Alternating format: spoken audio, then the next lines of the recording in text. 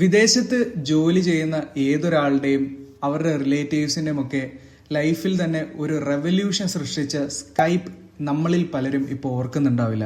2003 പുറത്തിറങ്ങിയ Skype the OG video calling app 22 വർഷങ്ങൾക്ക് ശേഷം ഷട്ട് ഡൗൺ ആവുകയാണ്.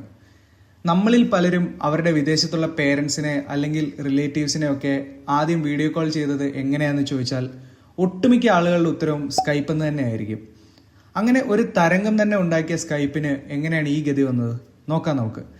നിക്ലാസ് സെൻസ്ട്രോം, യാനസ് ഫ്രിക്സ് കൂടാതെ 4 എസ്റ്റോണിയൻ ഡെവലപ്പേഴ്സ് ചേർന്നാണ് 2003 ഓഗസ്റ്റിൽ സ്കൈപ്പ് ആപ്ലിക്കേഷൻ പുറത്തിറക്കുന്നത്.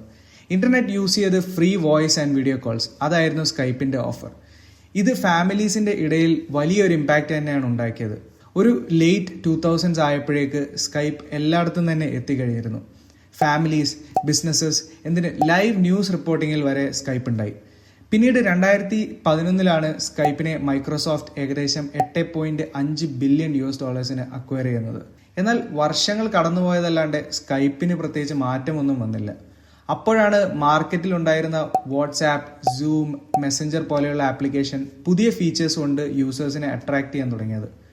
അതിൻ്റെ കൂടെ ബഗ്സും കണക്ഷൻ ഇഷ്യൂസും ഒക്കെ കൂടി ആയപ്പോൾ 2010 ഏകദേശം 600 മില്യൺ യൂസേഴ്സ് ഉണ്ടായിരുന്ന സ്കൈപ്പ് ചുരുങ്ങി ഏകദേശം 30 മില്യൺ യൂസേഴ്സായി. Finally 2025 Microsoft is pulling the plug on Skype. May 2025 മുതൽ സ്കൈപ്പിന്റെ ഫംഗ്ഷനാലിറ്റി ടീംസിലേക്ക് ഇന്റഗ്രേറ്റ് ചെയ്യപ്പെടുകയാണ്. Skype application will no longer be available. സ്കൈപ്പ് എന്ന ഡിജിറ്റൽ ലെജൻഡിനെ കുറിച്ച് നിങ്ങൾക്ക് എന്തെങ്കിലും ഓർമ്മകളുണ്ടെങ്കിൽ do share it in the comments. Let's talk about Skype this one last time.